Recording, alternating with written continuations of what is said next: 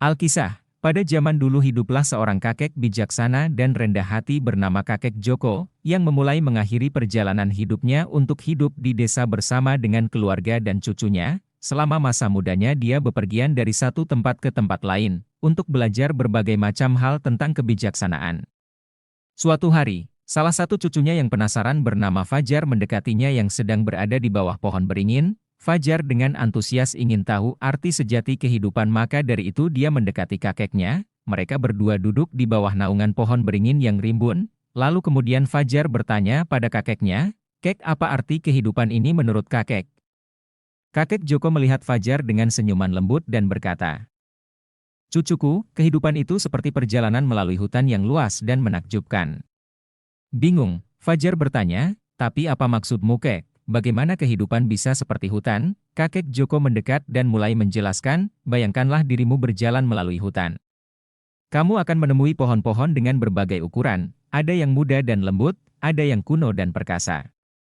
Kamu akan melihat bunga-bunga berwarna indah mekar dan mendengar burung-burung yang riang bernyanyi.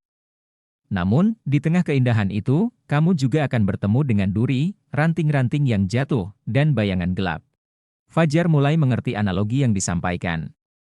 Kakek Joko melanjutkan, "Cucuku Fajar, kehidupan itu persis seperti hutan tersebut.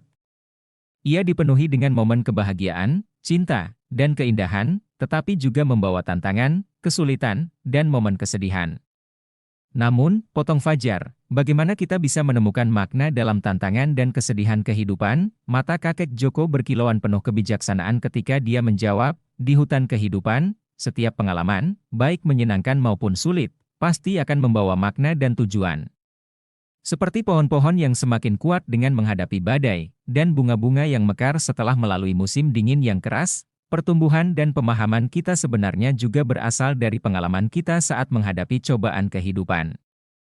Dia berhenti sejenak sebelum melanjutkan, "Makna sejati kehidupan terletak pada kemampuan kita untuk belajar dan tumbuh, untuk merangkul baik cahaya maupun kegelapan, dan untuk membudayakan kualitas seperti kasih sayang, kebaikan, dan ketangguhan." Fajar terlihat mendalam dalam pemikiran, merenungkan kata-kata kakek Joko.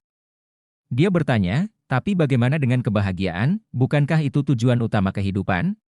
Senyuman kakek Joko semakin melebar dan dia dengan lembut menjawab, "Cucuku Fajar sayang, kebahagiaan bukan sekadar ketiadaan rasa sakit atau pengejaran kenikmatan yang sementara.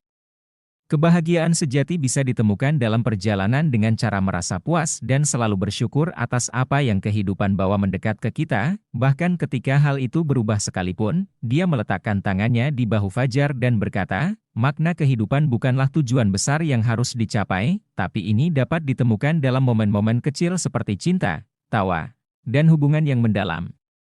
Ia terletak pada perbuatan kebaikan, dalam merawat hubungan, dan menemukan harmoni dalam diri kita, dan dengan dunia di sekitar kita." Fajar merasa sebuah pemahaman baru menyala di dalam dirinya.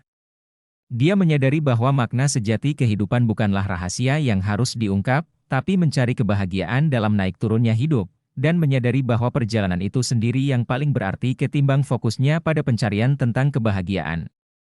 Perjalanan ini tentang menemukan diri sendiri, belajar, berkembang, mengejar cinta, kebaikan, dan kedamaian batin adalah inti dari kehidupan yang sesungguhnya. Salam positif.